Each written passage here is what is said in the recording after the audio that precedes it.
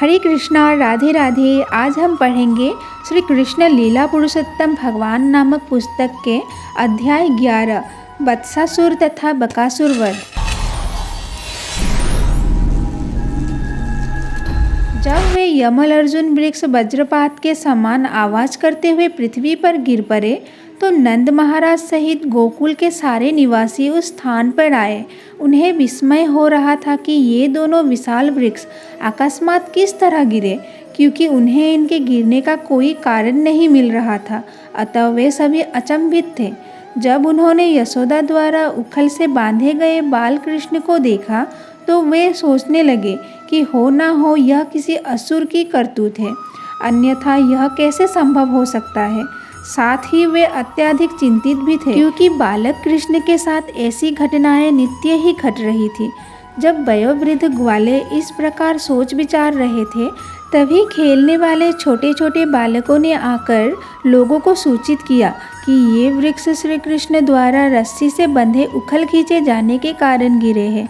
उन्होंने बताया कि श्री कृष्ण दोनों वृक्षों के बीच में आए तो उखल उलटकर वृक्ष के बीच आ फंसा, और जब श्री कृष्ण रस्सी खींचने लगे तो ये वृक्ष गिर पड़े। जब ये वृक्ष गिर गए तो उनमें से 2 तेजस्वी पुरुष प्रकट हुए और वे श्री कृष्ण से बातें करने लगे। बालकों के इस कथन पर अधिकांश ग्वालों को विश्वास नहीं हुआ। उन्हें विश्वास ही नहीं हो रहा था कि ऐसी बातें संभव हो सकती है। किंतु उनमें से कुछ ने विश्वास करके नंद महाराज से कहा, आपका बालक अन्यों से भिन्न है, हो सकता है कि उसी ने ये किया हो। नंद महाराज अपने पुत्र की असामान्य समता को सुनकर हंसने लगे। उन्होंने आगे बढ़कर अपने पुत्र को छुड़ाने के लिए गांठ खोली। इस प्रकार नंद द्वारा श्री कृष्ण के मुक्त कर दिए जाने पर क्रूर गोपियों ने बालक को अपनी गोद में उठा लिया। वे उसे आंगन में ले आई और ताली बजा बजाकर उसके अद्भुत कार्यों की प्रशंसा करने लगी। श्री कृष्ण भी सामान्य बालक की तरह उनके ताली बजाने के साथ साथ नाचने लगे। गोपियों के पूर्ण वश में होने के कारण वे नाचने तथा गाने लगे मानो उनके हाथ की कठपुतलियाँ हो। कभी कभी माता यशोदा श्री कृष्ण से पीढ़ा लाने के लिए कहती, यद्यपि यह पीढ़ा बच्चे द्वारा उठाया जाने के लिए भारी था, किंतु वे किसी न किसी तरह इसे माता के पास उठा लाते थे। कभी कभी जब उनके पिता नारायण की पूजा करते समय अपना खराव लाने के लिए कहते तो श्री कृष्ण उन्हें अपने सिर पर उठाकर बड़ी ही कठिनाई से पिता के पास ले आते थे। जब उनसे कोई ऐसी भारी वस्तु मांगी जाती जिसे वे उठा ना पाते तो वे केवल अपनी बाहें हिलाते। इस प्रकार प्रतिदिन वे अपने माता पिता के आनंद के आगार बने हुए थे। भगवान इस प्रकार वृंदावन वासियों के समक्ष बाल सुलभ क्रीड़ाएं करते रहते, क्योंकि वे बड़े बड़े दार्शनिकों तथा परम सत्य की खोज करने वाले ऋषियों को यह दिखा देना चाहते थे कि किस प्रकार श्री भगवान अपने शुद्ध भक्तों की इच्छाओं के वशीभूत हैं। एक दिन एक फल बेचने वाली नंद महाराज के द्वार पर आई। जब बालक कृष्ण ने उसकी यह पुकार, जो चाहे सो आकर मुझसे फल ले जाए, सुनी, तो वे अपनी अंजलि में थोड़ा अन्न लेकर उसके बदले में फल लेने के लिए बाहर आए। उन दिनों बदलन के द्वारा सौदा होता था, अतः श्री कृष्ण ने भी कभी अपने माता पिता को इस तरह अन्न देकर फल तथा अन्य वस्तुएं लेते देखा होगा। अतः उन्होंने उसी का अनुकरण किया, किंतु उनकी अंजलि अत्यंत छोटी थी और वे अन्न को मजबूती से पकड़ भी नहीं पाए थे, अतः अनाज गिरता जा रहा था। उस फल बेचने वाली ने यह देखा तो वो भगवान के सौंदर्य पर मोहित हो उठी। अतः उसने बचे हुए अन्न को लेकर उनके हाथों को फलों से भर दिया। उसी समय उस फल वाले ने देखा कि उसकी डलिया तो रत्नों से भर गई है। भगवान समस्त वरों को प्रदान करने वाले हैं। यदि कोई भगवान को कुछ देता है तो उससे घाटा नहीं होता, उससे लाख गुना लाभ मिलता है। एक दिन यमल अर्जुन के उद्धारकर्ता श्री कृष्ण बलराम तथा अन्य बालकों के साथ यमुना के तट पर खेल रहे थे, और जो कि दिन काफ़ी चढ़ आया था, अतः बलराम की माता रोहिणी उन्हें वापस बुलाने गई, किंतु श्री कृष्ण और बलराम अपने मित्रों के साथ खेल में इतने मग्न थे कि वे खेल छोड़कर वापस जाना नहीं चाहते थे। अतः वे खेल में और अधिक व्यस्त हो गए। जब रोहिणी उन्हें घर ना ले जा पाई तो वापस आकर उन्होंने माता यशोदा को भेजा कि वे बुला लाए। माता यशोदा अपने पुत्र के प्रति इतनी वत्सल थी कि जो ही वे उन्हें घर वापस चलने के लिए बुलाने आई कि उनके स्तनों में दुग्ध भर आया। वे जोर से चिल्लाई, प्यारे बेटे घर चलो, तुम्हारे कलेवे का समय हो चुका है।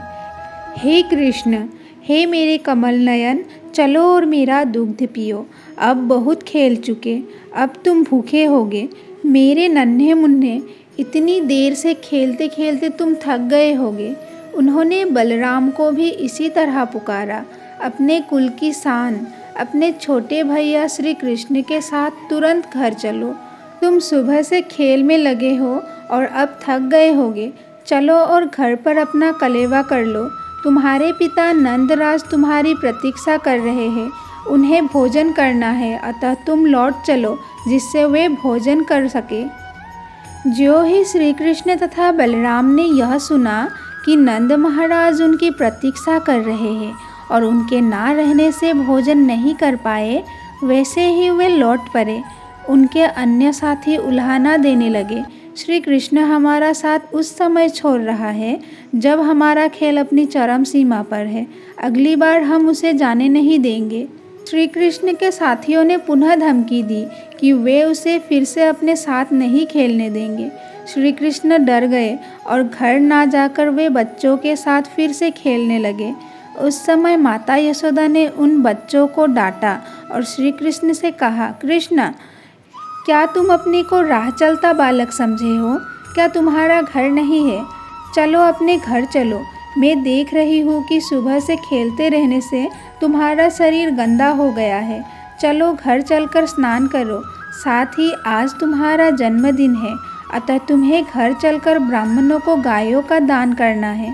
क्या तुम देख नहीं रहे कि तुम्हारे साथी किस तरह अपनी अपनी माताओं द्वारा पहनाए गए आभूषणों से अलंकृत है? तुम्हें भी स्वच्छ होकर सुंदर वस्त्र तथा आभूषणों से अलंकृत हो लेना चाहिए। अतः तुम घर चलो, स्नान करो, ठीक से वस्त्र धारण करो और तब तुम खेलने आ सकते हो। इस प्रकार से माता यशोदा उन श्री कृष्ण तथा बलराम को वापस ले आई, जो ब्रह्मा तथा शिव जैसे देवताओं द्वारा पूजनीय हैं। वे उन्हें पुत्रों के रूप में मान रही थी। जब श्री कृष्ण तथा बलराम घर आ गए तो माता यशोदा ने उन्हें ढंग से नहलाकर आभूषणों से सज्जित किया। फिर उन्होंने ब्राह्मणों को बुलाया और श्री कृष्ण के जन्मदिन के अवसर पर उनके हाथों से अनेक गायें दान कराई। इस प्रकार उन्होंने घर पर श्री कृष्ण का जन्मदिन मनाया। इस घटना के पश्चात सारे वयोवृद्ध ग्वाले एकत्र हुए और नंद महाराज ने उनकी अध्यक्षता की। सबों ने मिलकर परामर्श दिया कि असुरों के कारण महावन में होने वाले उत्पातों को किस प्रकार रोका जाए। इस सभा में नंद महाराज के भाई उपनंद उपस्थित थे। वे विद्वान तथा अनुभवी माने जाते थे और श्री कृष्ण तथा बलराम के हितैषी भी थे। वे अग्रणी भी थे।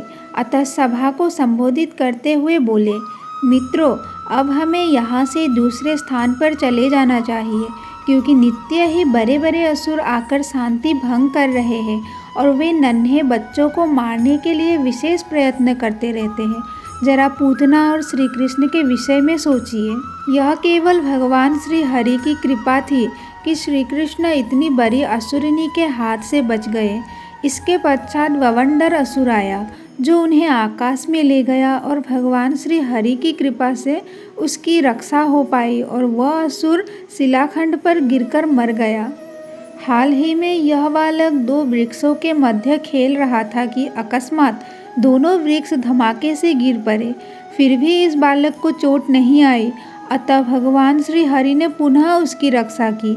जरा सोचिए कि यह बच्चा या इसके साथ खेलता हुआ अन्य बच्चा गिरते हुए वृक्षों से दब गया होता तो। इन सारी घटनाओं पर विचार करते हुए हम यह निष्कर्ष निकालते हैं कि यह स्थान अब सुरक्षित नहीं रह गया। हमें इसे छोड़ देना चाहिए। हम भगवान श्री हरि की कृपा से अभी तक सारे विघ्नों से बचते आए हैं। अब हमें सतर्क रहना होगा और इन स्थानों को छोड़कर ऐसे अन्य स्थानों में रहना होगा जहाँ शांति हो। मैं सोचता हूँ कि हमें वृंदावन नामक जंगल में चलना चाहिए, जहाँ ताजे उगे हुए पौधे तथा झाड़ियाँ हैं। यह हमारी गायों के लिए अति उत्तम चारागाह होगा। हम हमारे परिवार, गोपियों तथा उनके बच्चे सभी वहाँ अत्यंत शांतिपूर्वक रह सकेंगे। वृंदावन के निकट ही गोवर्धन पर्वत है, जो अत्यंत रमणीक है। वहाँ पर गायों के लिए नया चारा तथा घास है, अतः वहाँ रहने में कोई कठिनाई नहीं होगी। अतः मेरा सुझाव है कि हम उस रम्य स्थान के लिए तुरंत प्रस्थान कर दें और अब अधिक समय नष्ट ना करें। हम तुरंत अपने छकरे तैयार करें और यदि चाहे तो गायों को आगे आगे करके ले चले।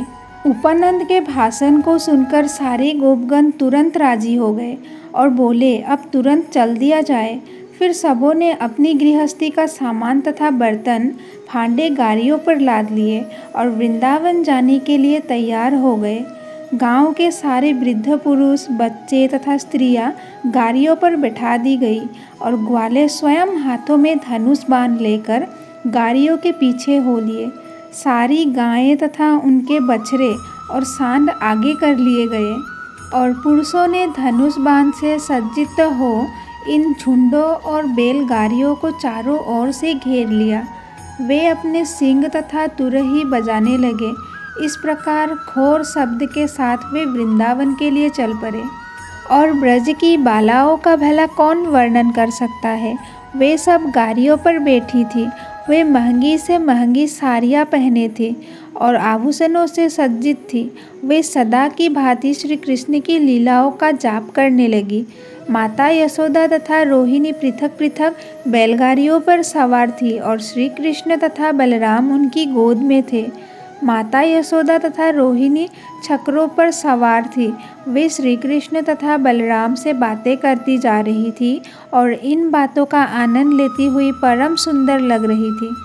इस प्रकार वृंदावन पहुंचकर उन्होंने वृंदावन की चारों ओर, जहाँ सभी लोग परम शांति तथा प्रसन्नता पूर्वक शाश्वत वास करते हैं, सारी बैलगाड़ियाँ अर्धवृत्त आकार में एक स्थान पर खड़ी कर दी और वहीं पर स्थायी निवास बना लिया। यमुना के तट पर गोवर्धन पर्वत तथा वृंदावन की सुंदर छटा देखकर वे लोग अत्यंत प्रसन्न हुए। बड़े होने पर वे अपने माता पिता तथा अन्य लोगों से तोतली भाषा में बातें करने लगे और इस प्रकार सभी वृंदावन वासियों को आनंद देने लगे। इसी समय श्री कृष्ण तथा बलराम के बड़े हो जाने के कारण उन पर बछड़ों का भार सौंपा गया। ग्वाल बालों को बचपन में ही गायों की देखभाल करना सिखाया जाता है। उन्हें सबसे पहले बछड़ों की रखवाली का उत्तरदायित्व सौंपा जाता है। अतः श्री कृष्ण तथा बलराम अन्य ग्वाल वालों के साथ चारागाह गए, जहाँ बछड़ों का भार संभालकर वे अपने संगियों के साथ खेलने लगे। कभी कभी ये दोनों भाई बछड़े चराते समय बांसुरी बजाते थे। कभी ये दोनों आमलक तथा बेल के फलों से वैसे ही खेलते जैसे छोटे छोटे बालक गेंद खेलते हैं। कभी कभी वे नाचते तो उनके नुपुरों की झुनझुन ध्वनि सुनाई पड़ती। कभी कभी वे कंबल ओढ़कर स्वयं बैल तथा गैया बन जाते। इस तरह श्री कृष्ण तथा बलराम खेलते रहते। दोनों भाई सांडों तथा गायों की बोली का अनुकरण करते और खेल खेल में सांड भिड़न करते। कभी कभी वे विविध पशुओं और पक्षियों की आवाज़ों की नकल करते। इस प्रकार वे सामान्य संसारी बालकों की भांति अपनी बाल लीलाओं का आनंद लूटते। एक बार जब श्री कृष्ण तथा बलराम यमुना के तट पर खेल रहे थे, तो वत्सासुर नामक एक असुर बछड़े का रूप धारण करके दोनों भाइयों को मारने के उद्देश्य से आया। बछड़े का रूप धारण करने से यह असुर अन्य बछड़ों में मिल गया, किंतु श्री कृष्ण ने उसे देख लिया था। अतः उन्होंने तुरंत बलराम को इस असुर के घुस आने की जानकारी दी। अतः दोनों भाइयों ने उसका चुपके से पीछा किया। श्री कृष्ण ने वत्सासुर की पिछली टांगें तथा पूंछ पकड़ ली और बलपूर्वक घुमाकर एक वृक्ष पर फेंक दिया। इससे असुर के प्राण निकल गए और वो पेड़ की चोटी से भूमि पर आ गिरा। जब यह असुर भूमि पर मृत पड़ा था तो श्री कृष्ण के सारे संगियों ने आकर बधाई दी, बहुत अच्छे, बहुत अच्छे। और देवतागण परम प्रसन्न होकर आकाश से पुष्प वृष्टि करने लगे। इस प्रकार संपूर्ण सृष्टि के पालक श्री कृष्ण तथा बलराम नित्य प्रातः बछड़ों की रखवाली करते और इस प्रकार वृंदावन के ग्वालों की भांति अपनी बाल लीलाओं का आनंद उठाते। एक दिन सारे ग्वाले यमुना नदी के तट पर अपने बछड़ों को जल पिलाने ले गए। सामान्य रूप से जब बछड़े जल पीते रहते तो सारे बालक भी जल पीते। जब वे सब जल पीकर नदी के किनारे बैठे हुए थे तो उन्होंने एक विशाल पशु देखा जो बतख जैसा लगता था, किंतु था पर्वत के समान विशालकाय। उसकी चोटी वज्र के समान कठोर थी। जब उन्होंने इस असामान्य पशु को देखा तो वे सब भयभीत हुए। इस पशु का नाम बकासुर था और यह कंस का मित्र था। वह सहसा वहाँ प्रकट हुआ और उसने छट अपनी नुकीली तीक्ष्ण चोंच से श्री कृष्ण पर आक्रमण कर दिया तथा उन्हें निगल गया। जब वह इस तरह श्री कृष्ण को निगल गया तो बलराम आदि सारे लड़के निष्प्राण हो गए, मानो उनकी मृत्यु हो गई हो। किंतु जब बकासुर श्री कृष्ण को निगल रहा था तभी उसके गले में तीव्र जलन होने लगी।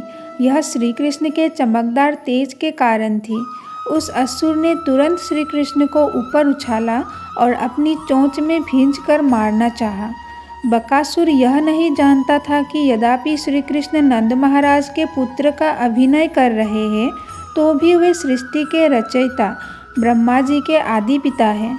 माता यशोदा के पुत्र ने, जो देवताओं के लिए आनंद कंद है और साधु पुरुषों के पालक है, उस विशाल बतख की चोंच पकड़ ली और अपने ग्वाल साथियों के समक्ष उसके मुंह को दो भागों में उसी तरह चीर डाला जिस प्रकार कोई बच्चा तिनके के दो टुकड़े कर देता है। स्वर्गलोक के निवासियों ने बधाई के रूप में आकाश से चमेली के सुगंधित पुष्पों की वर्षा की। पुष्प वर्षा के साथ ही बिगुल, ढोल तथा शंख की ध्वनि गूंज उठी। जब लड़कों ने पुष्प वर्षा देखी और स्वर्गिक ध्वनियाँ सुनी तो वे आश्चर्यचकित रह गए। जब उन्होंने श्री कृष्ण को बकासुर के मुंह से मुक्त हुए देखा तो बलराम समेत सारे ग्वाल बाल इतने प्रसन्न हुए मानो उन्हें अपनी जीवन धारा प्राप्त हुआ हो। जैसे ही उन्होंने श्री कृष्ण को अपनी ओर आते देखा तो एक एक करके सबों ने नंद के पुत्र को गले लगा लिया। इसके बाद उन्होंने सारे बछड़े एकत्र किए और वे घर वापस जाने लगे। जब वे घर आ गए तो वे नंद के पुत्र के आश्चर्यजनक कार्यकलापों का वर्णन करने लगे। जब समस्त गोपियों तथा ग्वालों ने लड़कों से यह कहानी सुनी तो वे परम प्रसन्न हुए, क्योंकि वे श्री कृष्ण को अपने अंतकरण से चाहते थे और उनकी महिमा तथा उनके विजय कार्यों को सुन सुन करके उनके प्रति और अधिक वत्सल हो उठे। यह सोचकर कि बालक कन्हैया मृत्यु के मुख से लौट आया है, वे उनके मुखमंडल को और भी अधिक प्रेम तथा वात्सल्य से देखने लगे। वे चिंताओं से पूर्ण थे किंतु श्री कृष्ण की ओर से अपने मुख हटा नहीं पा रहे थे। गोपियाँ तथा गोप परस्पर बातें करने लगे कि कितने आश्चर्य की बात है कि बाल श्री कृष्ण पर कितनी कितनी बार कितने प्रकार के कितने असुरों ने आक्रमण किए तो भी वे सारे असुर ही मारे गए और श्री कृष्ण अक्षत बने आए। वे लगातार बातें करते रहे कि कितने कितने भयानक असुरों ने श्री कृष्ण को मारने के लिए न जाने कितनी बार आक्रमण किया, किंतु श्री हरि की कृपा से उनका बाल बाका न हो पाया। उल्टे वे सब पतंग की भांति दीपक में जल मरे। इस प्रकार उन्हें गर्ग मुनि के वचन स्मरण हो आए, जिन्होंने अपने अपार वैदिक ज्ञान तथा ज्योतिष के आधार पर भविष्यवाणी की थी कि इस बालक पर अनेक असुरों का आक्रमण होगा। अब वे साक्षात देख रहे थे कि उनका प्रत्येक शब्द सत्य सिद्ध हो रहा है। नंद महाराज समेत सारे वयोवृद्ध ग्वाले भगवान श्री कृष्ण तथा बलराम के आश्चर्यजनक कार्यों की चर्चा चलाते और इन बातों में इतने तल्लीन हो जाते कि उन्हें इस संसार के तीनों ताप भूल जाते। यह कृष्ण भावनामृत का प्रभाव है। आज से 5000 वर्ष पूर्व नंद महाराज ने जो कुछ सुख भोग किया उसे आज भी कृष्ण भावना भवित लोग भोग सकते हैं यदि वे श्री कृष्ण तथा उनके सहयोगियों की दिव्य लीलाओं की केवल चर्चा चलाते रहें। इस प्रकार सागर पर सेतु बनाने वाले भगवान रामचंद्र के बंदरों तथा समुद्रों को लांघकर लंका जाने वाले हनुमान जी की लीलाओं का अनुकरण करते हुए बलराम तथा श्री कृष्ण अपनी बाल लीलाओं का आनंद उठाते रहे। वे अपने मित्रों के बीच ऐसी लीलाओं का अनुकरण करते हुए अत्यंत प्रसन्नतापूर्वक अपना बाल्यकाल बिताने लगे।